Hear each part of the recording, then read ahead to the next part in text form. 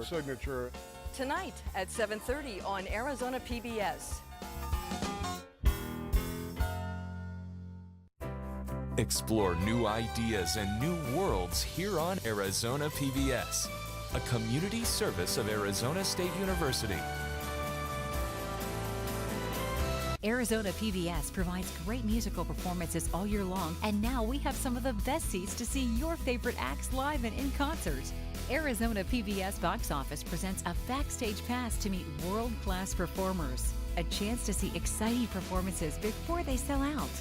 This month, Arizona PBS Box Office presents A Conversation with Linda Ronstadt, a big-screen multimedia journey through the life of Linda Ronstadt at Scottsdale Center for the Performing Arts, Thursday, April 26th. Coming up next on Arizona PBS, Life and World. Discover so much more at azpbs.org/schedule, where it's easier than ever to find out what's on Arizona PBS. Access interactive digital and printable program guides, repeat times, and full episode descriptions. Watch program previews of best bets for the coming week. Search by title to find your favorite shows. You can even add programs to your calendar and get email reminders when they're about to start. It's easier than ever to find out what's on Arizona PBS. Discover so much more at azpbs.org/schedule. Coming soon to Arizona PBS. It's classical hip-hop when rap great Nas performs his acclaimed album Illmatic with the National Symphony Orchestra. Just don't ever let no one tell you you can't be this because of that. They call me Nas, not your legal type of. I hope the audience look at me like, yo, look at this kid from the hood on the stage where he belongs. Live from the Kennedy Center, don't miss Nas on Great Performances.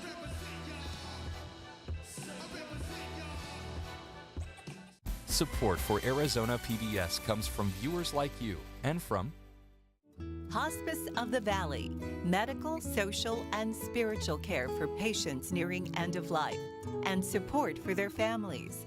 A not-for-profit community hospice, HOV.org. From the Cronkite Studios in downtown Phoenix, this is Cronkite News. When are you going to get A community meeting with Maricopa County Sheriff Paul Penzone gets heated over immigration detentions in the valley. The mayors of Phoenix and Mesa are in the nation's capital asking for bold moves to create affordable housing for the homeless. Plus, the doomsday clock is unveiled. It's 2 minutes to midnight. We'll hear from Arizona scientist Lawrence Krauss on what that means for our future. Cronkite News starts now. Good evening and welcome to Cronkite News on Arizona PBS. I'm Gabriel Gamino. And I'm Nicole Costantino. Thank you for joining us. Emotions ran high among community members at a forum with Maricopa County Sheriff Paul Penzone last night. Olivia Richard attended the meeting. It was standing room only at the community meeting Maricopa County Sheriff Paul Penzone held last night. Penzone said the forum's purpose was to bridge the gap in understanding between the community and the Sheriff's Department. There was no shortage of emotion and no words spared at the community meeting held by Maricopa County Sheriff's Office last night. We're here to expose the fact that you are just as bad, if not worse, than our pile. The topic on everyone's mind? When are you going to get eyes on Fourth Avenue Sheriff? For them, Sheriff Paul Penzone had a harsh reality to deliver. Boys will not be coming out of the jail with certain changes in immigration laws. We are still a nation of laws. Person after person took the mic, sharing stories of tragedy from the past. It's a very weak defense because they know when somebody goes in there through the fingerprinting and everything they do, they know when somebody is somebody that's very dangerous to the community. Penzone promised to look into any issues and asked the community to move forward with him. This will be an effort by all of us because no one person can make this change. Sheriff Penzone encouraged attendees who had issues with the deputies to file formal complaints with his office so that they could be investigated. In the broadcast center, Olivia Richard, Cronkite News.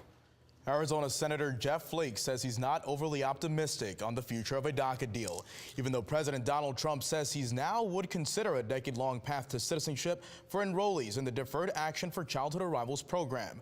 But Flake thinks the plan could help the Senate get the 65 to 70 votes they need to help DACA, along with funding for a border wall. Flake told Cronkite News today, quote, "The president helped out those of us that want a citizenship deal. He helped out a great deal." But he also said there is still a long way to go to an agreement. Governor Doug Ducey announced today an expansion in the program that puts Arizona students on a career track before they start college. Reporter Sydney Eisenberg shows us how students will be able to earn industry-specific degrees while still in high school. The Arizona Pathways to Prosperity program is growing thanks to new partnerships between the state and private donors. The goal? Help students enter the workforce quicker. The $1.24 million investment will allow the program to connect students with employers and outfit them with skills based on an industry's needs. This is a way to bring the supply and demand side of the equation together. High school students will be able to earn college credit and industry credentials while still working towards their high school degree. The funds will create career pathways for a spectrum of industries over a 3-year period, including cybersecurity, energy, and health and bioscience fields. Governor Ducey says the pathways are not restricted to just one industry. Oftentimes, we don't know what the job of the future is going to be, and we know that people are going to have several jobs throughout their career. The state itself invested $500,000 into the program, which has been around since 2015. In Phoenix, Sydney Eisenberg, Cronkite News. The Arizona Office of Economic Opportunity predicts Arizona will see a 2.4% growth in jobs by the end of 2018 compared to 2016. Mayors from Phoenix and Mesa joined leaders from across the nation, today to unveil a new model with dealing with homelessness. Ariana Bustos is live at our D.C. bureau with the story. Yesterday, Mesa Mayor John Giles was leading a panel of mayors at a conference here as they talked about approaches to homelessness. Today, Giles was following as more than a dozen mayors toured a Washington, D.C. public housing project in their continued search for a solution.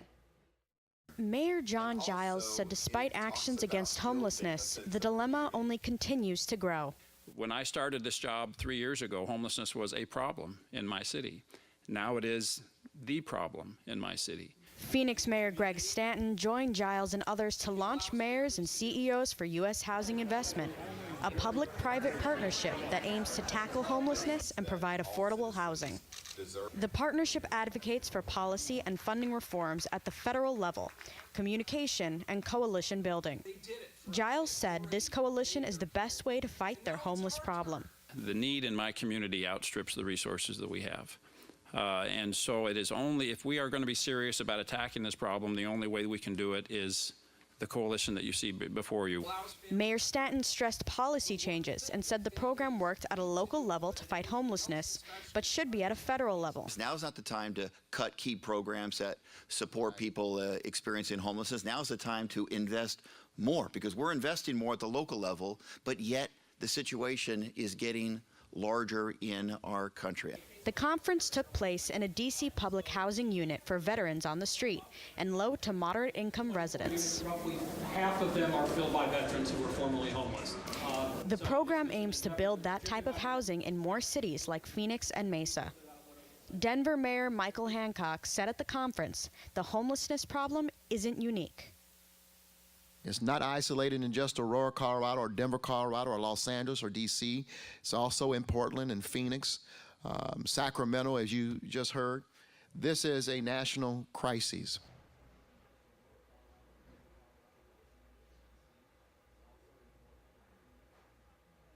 It may be a national issue, but the mayors here all agreed that cities have to step forward because the federal government has not. In Washington, Ariana Bustos, Cronkite News. President Trump met with several world leaders this morning during the World Economic Forum happening all week in Davos, Switzerland, to encourage global companies to invest in the United States. Some world leaders the president met with include Israeli Prime Minister Benjamin Netanyahu and English Prime Minister Theresa May. He is the first president to attend the World Economic Forum in 20 years. The White House says the president also stressed his America First policies, in addition to seeking different trade policies from U.S. allies. Rising tensions between North Korea and the United States have brought the doomsday clock 30 seconds closer to midnight, or the edge of global annihilation. But nuclear war is not the only danger. One Arizona State professor said there is a specific threat to the Southwest on the horizon. Cronkite News reporter Austin Bundy has more from Washington. Until today, the doomsday clock read 2.5 minutes to midnight. The world is inching closer to destruction because of nuclear war and a new threat: climate change, which ASU professor Lawrence Krauss says could pose a large threat to the Southwest. Climate change will not be the same throughout the whole world. And one of the big things we need to concern about is our droughts, and the Southwest will be hit hard. Krauss, the chairman of the Bulletin of Atomic Scientists, which maintains the doomsday clock, thinks extreme drought will damage farms in Mexico, forcing millions of immigrants to flee north across the U.S. border over the next 20 years. So the people who, on one hand, want to prevent illegal immigration, and the other hand, deny climate change, are working in opposite directions.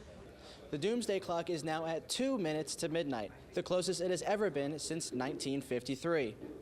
However, Krauss said there is still time to turn things around, and hopes tools like the internet can help start a global discussion. And the doomsday clock should not be a cause for people to throw up their hands and give up, but rather a cause for people to work together to try and, as a global community, move that hand back. In Washington, Austin Bundy, Cronkite News. This is the second time in a year that the clock has ticked closer to midnight. Scientists moved it 30 seconds closer last January. LGBT conversion therapy has been controversial for years. But an Arizona lawmaker wants it to stop in our state. Coming up on Cronkite News, we talk to Senator Sean Bowie about Senate Bill 1160 and how it aims to protect LGBTs. Plus, Jewish hate crimes have been on the rise in Arizona. How an ex-Westboro Baptist Church member is spreading love instead of hate.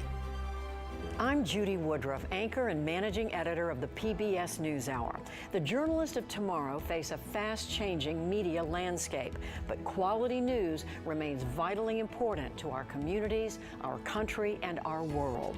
At ASU's Walter Cronkite School of Journalism and Mass Communication, students learn solid, reliable reporting, holding the powerful accountable, and rebuilding the public's trust. The Cronkite School and Arizona PBS, preparing the next generation for a stronger future of journalism. As journalists at Cronkite News, we report on stories that matter to you by focusing on the local impact. We dig deeper and work tirelessly to keep you informed. Live in Wickerburg. Live in Los Angeles. In Cleveland. In Washington. In Louisville. From Jerusalem. Live in Philadelphia. From around the world to right here in Phoenix. At Cronkite News, we report the facts and stick to the truth.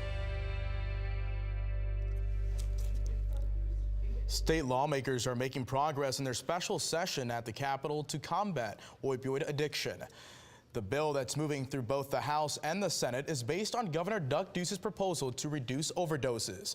House Republicans and Democrats held caucuses on the bill. The bill would allow doctors to only prescribe 5 days worth of pain medication. It would also increase pain clinic regulation and provide $10 million to help uninsured people get addiction treatment. Arizona could become the 10th state in the U.S. to ban so-called conversion therapy on LGBT teens. I spoke with Arizona Senator Sean Bowie to see why he thinks this ban could save lives. And conversion therapy is the idea that young people who are LGBT, that their sexual orientation can be cured away or converted away. Converted using techniques like induced nausea and electric shock. That's why Arizona Senator Sean Bowie wants to halt these practices on Arizona's LGBT teens. This was an example of a protection that we wanted to bring in place for our young people so they wouldn't have to endure this kind of harmful practice. Senator Bowie says he was inspired by states like Nevada and New Mexico, the states shown here in green, where governors on both political sides signed similar bills, according to the Movement Advancement Project. We want to make sure that our young LGBT community are safe and protected and not discriminated against because of their sexual orientation. A poll by Hart Research Associates found that 59% of Arizona voters don't want conversion therapy practiced in the state, and the experts we found are against it too. Now, what is the point? There is absolutely no empirical evidence. Nurse practitioner of psychiatry Denitsa Oparnica sees clients who have gone through conversion therapy. She says treatment can actually add to their emotional distress. A lot of therapy and antidepressants and anti-anxiety medications. Senator Bowie says this bill will bring awareness to the fight he says LGBT teens go through every day. Senator Bowie hopes to have the bill passed by April. In 2017, anti-Semitic incidents in K-12 Arizona schools more than doubled compared to the previous year. Here in the Valley, a local organization is pushing to teach young kids about the negative impact these incidents have in order to combat hate crimes before they even happen. Cronkite News reporter Alexis Burdine brings us a story about how one woman changed her life and is now educating others. This was not the truth that I had been taught. Listening intently, a room full of high schoolers learns how someone can go from a life of prejudice to one of tolerance. It's a lesson Megan Phelps Roper knows too well. We were designing and sending anti-gay and anti-Semitic news releases. She's an ex-member of the controversial Westboro Baptist Church. She says an interaction with a Jewish man on Twitter is what actually helped her realize what she thought was right was wrong. I feel incredibly lucky to have had, a Jewish person and him explaining Jewish values to me in a way that I had not been taught. That was then. Now, she compassionately shares what she's learned with the same people she once relentlessly targeted. The local chapter of the Anti-Defamation League gave Phelps Roper the platform to engage with high schoolers at a time when the number of anti-Semitic hate crimes is on the rise. According to FBI data, in 2016, over 54% of reported hate crimes on a national level targeted the Jewish community. In Phoenix, 22 of the 175 hate crimes reported were anti-Semitic. In Arizona, the Anti-Defamation League says in the first 3 quarters of 2017, there was a total of 20 anti-Jewish hate crimes, consisting of 5 incidents of vandalism, 14 of harassment, and 1 assault. Dave Schlegel is a sophomore in high school here in the Valley and a member of the Jewish community, who says that he's had his own experiences with hate crimes. A Jewish gay person in our community died due to somebody throwing them against a wall and hitting them with rocks. Schlegel hears Holocaust jokes at school and derogatory comments about his faith. The Anti-Defamation League says these jokes can cause real harm. It's an act of anti-Semitism. It just doesn't impact one Jewish person or one Jewish family. It impacts their school, their neighborhood, and then it impacts the whole community. The focus of workshops like these is to teach teenagers early on how to engage in more compassionate dialogues in the future. In Scottsdale, Alexis Burdine, Cronkite News. The most recent data available from the FBI is from 2016, a year in which hate crimes as a whole across the country rose 5% compared to the previous year. You may see some fireballs in the sky in downtown Phoenix tonight. We'll explain coming up. Plus, the Cronkite Los Angeles Bureau takes a look at how organic farming in California affects Arizona produce. And I'll tell you when we expect to see record-breaking temperatures here in the Valley. I'm Ted Simons, host and managing editor of Arizona Horizon. Join us each weekday at 5:30 and 10 as we bring you the top newsmakers who impact the state. We cover the stories in depth that shape and affect our local communities, and we take the time to ensure that all voices are equally heard. For more than 30 years, Arizona Horizon has been your voice and your source for what matters most, right here on Arizona PBS.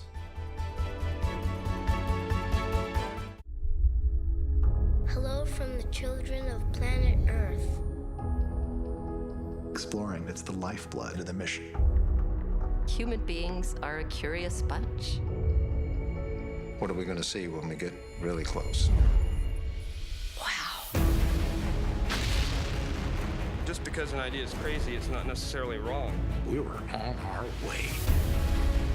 You don't get anywhere until you've tested the limits. That carries an intensity you can't imagine. You could hear people just, whoa. Oh my God, absolutely spectacular. It's a rush. We ask a lot of our heroes. We are at a remarkable moment. We're going farther than any exploration ever has.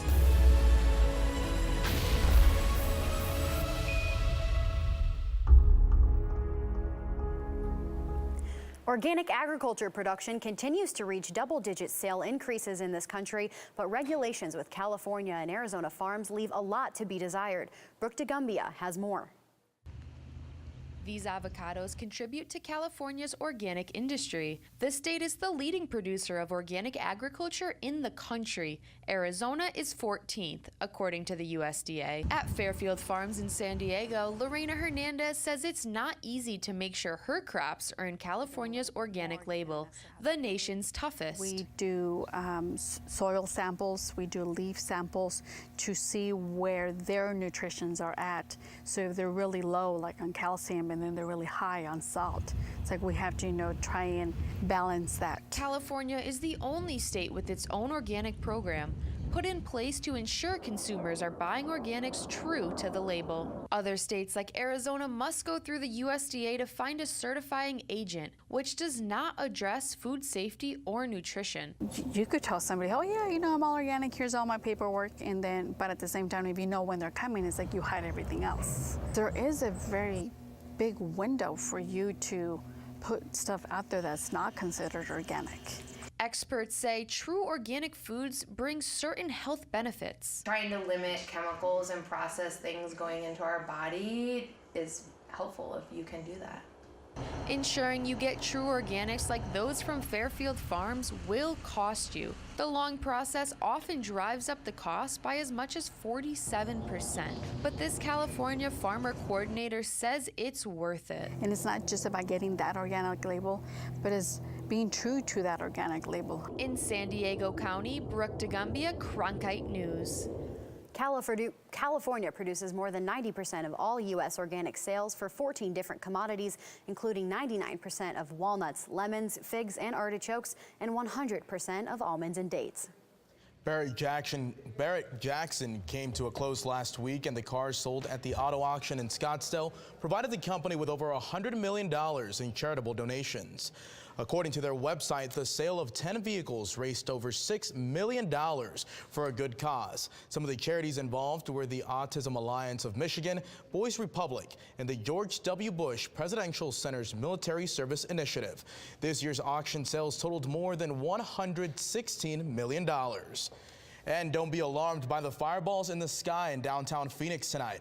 It's all part of a big celebration of the Arizona Science Center for its Pompeii exhibit. The center released a sneak peek of its mechanism it will use to recreate the eruption of Mount Vesuvius. The reenactment will happen tonight at 6:30, 7:30, and 8:30 on the roof of the center. And the weather looks like it's heating up as well. Nicole is tracking the latest in the Weather Center. Yeah, we saw 74 degrees for our high today. Beautiful day. Hopefully you got outside. But if you didn't, let's go ahead and take a look at our temperatures around the valley right now. 74 degrees in Phoenix, 73 in Glendale, 73 in Scottsdale. Pretty consistent in those mid to high 70s. Let's look at temperatures across the country. Basically, it's not nice anywhere else but Phoenix, Arizona right now with 74. Look, it's 30 in Pittsburgh, 32 in New York, 56 in Atlanta. Let's bring it back home now. We're going to look at your high temperatures for tomorrow. 66 in Phoenix, 44 in Show, 39 in Flagstaff, 42 in the Grand Canyon. So let's go ahead and as you start your weekend, we're going to have a beautiful day. 68 degrees for Friday, 74 degrees for Saturday. And then look, on Sunday, followed by Monday, we're seeing record-breaking temperatures with temperatures in the 80 degrees. And that we're going to see that continue all throughout the rest of the week before we hit Thursday when we start to see us cooling down into the 70s. It's a $160 million plan to boost the sports facilities in Tempe. Coming up on Cronkite News, the latest on the upgrades for the Wells Fargo Arena and more. Plus, an Arizona high school basketball team is at the top of its game, but it's not the only game for these players. Meet some multi-talented athletes next.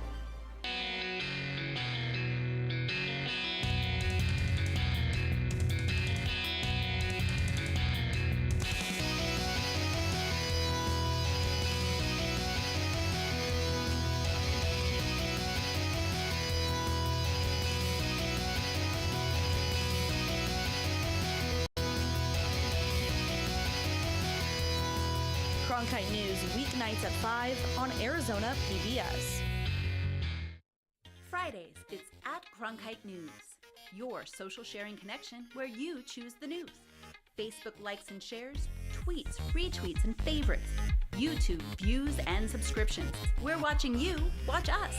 From our digital home at cronkitenews.azpbs.org to your television, web browser, or mobile device. Find us on Facebook, Twitter, and YouTube. Then join us for @Cronkite News, our weekly refresh, each Friday at 5 on Arizona PBS.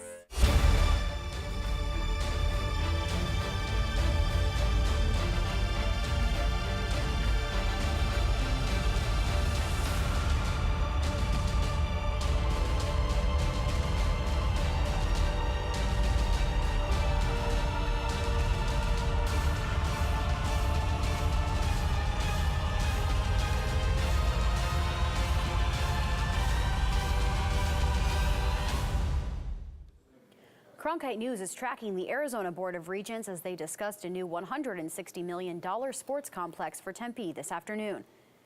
The Arizona Board of Regents Business and Finance Committee met this afternoon to review renovation plans for Wells Fargo Arena.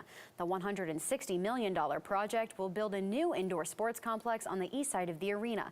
The new building will host the Sun Devil ice hockey, gymnastics, and wrestling programs. There have been two sport athletes across the athletics landscape for decades. Those origins began at the high school level, and Phoenix is home to a unique trio of basketball players who wear multiple hats in the sports world. Noah Friedman has the story on these up-and-coming athletes. Pinnacle High School's boys basketball team is ranked number 5 in the state with the most unlikely cast of characters. One of the nation's top quarterbacks, a stud pitcher on his way to USC, and a 16-year-old NBA veteran son who Sports Illustrated already called a basketball prodigy. A couple of these kids could be special, and we could be watching them on Saturday afternoons or at night or Sunday afternoons. The quarterback, Spencer Rattler, committed to play football at Oklahoma. Calvin Shapira throws fastballs in excess of 90 miles an hour. And the basketball star, Nico Mannion, well, a dunk he threw down in 8th grade has been viewed more than 800,000 times on Vine. Us three are pretty close, and we're close enough to talk about that kind of stuff, so we help each other out more off the field than on the court or field. Basketball just helps me with everything on the football field, too. I mean, footwork, agility, speed, conditioning for sure. I just feel like I have that advantage on the football guys when I get back from basketball. Baseball never really leaves. It's always around, so basketball is just kind of like another thing, but you know, it's pretty easy, it's pretty fun. They're both different sports. The Pioneers haven't advanced to the Division 6A state championship game since the 2013-2014 campaign. But this year could be different, with chemistry playing the vital role between the three athletes in the three different sports. We actually mesh pretty well just because we all kind of have that same mindset, because I think regardless of what sport it is. Pinnacle is undefeated in the 6A desert basketball standings and should be in contention for another sectional title. In North Phoenix, Noah Friedman, Cronkite News. According to the school, nearly 50% of the Pinnacle boys basketball team players either play football or baseball as well. Cronkite News is proud to be the news division of Arizona PBS. Here's what's coming up on Arizona Horizon and PBS NewsHour. On the next Arizona Horizon, State Attorney General Mark Brnovich responds to the results of a university cost study. And Superintendent of Public Instruction Diane Douglas talks about her plan for a state education tax.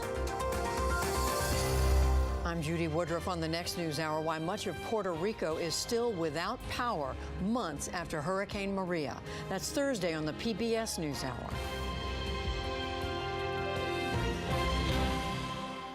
That's it for Cronkite News tonight. Thanks for joining us. For top Arizona stories anytime, go to cronkitenews.azpbs.org.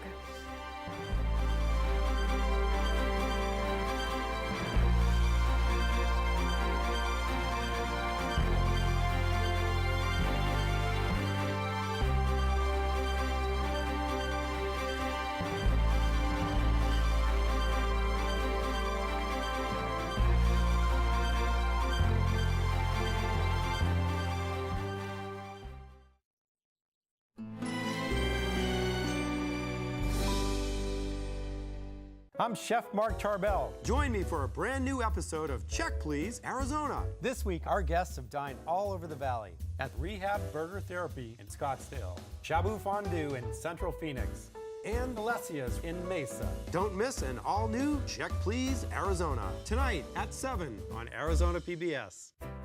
Explore new ideas and new worlds here on Arizona PBS, a community service of Arizona State University.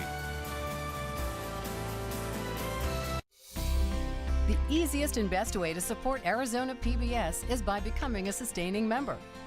Your monthly contribution of $5 or more comes directly from your bank account or credit card, so you know your membership is always current.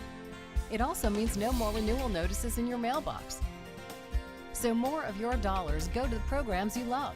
It's convenient for you, greener for us, and better for the planet. Become a sustaining member today. Coming up next on Arizona PBS, Life and World. Hello, I'm Paula Kerger, President and CEO of PBS. I am so pleased to see the next generation of journalists emerging from the Walter Cronkite School of Journalism. Arizona PBS takes great pride in maintaining the highest standards of ethical journalism shared by national shows such as the PBS NewsHour, Washington Week in Review, and Frontline. From the issues facing this community to the challenges and opportunities across the country and around the globe, PBS will continue to be a leader in news and public affairs. From all of us at PBS, thank you for your support of Cronkite News. Coming soon to Arizona PBS. Next time on Antiques Roadshow, there's good news about a generous gift. Wow, that's quite a gift. Right. Wow, what a pleasant surprise. Yeah, it was a pleasant surprise for me, too. As Shirley Temple would say, oh my goodness.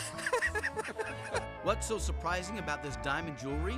Find out next time on Antiques Roadshow from New Orleans, Louisiana. Monday night at 7 on Arizona PBS.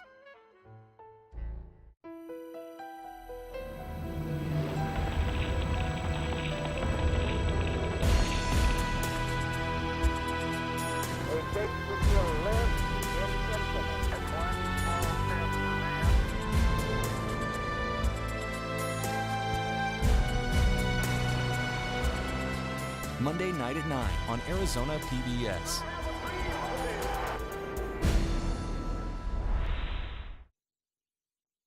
Support for Arizona PBS comes from viewers like you and from Friendship Village Tempe, a retirement community for over 30 years, offers independent living with residency options, lifelong learning classes, as well as continuing care. Information at friendshipvillageaz.com.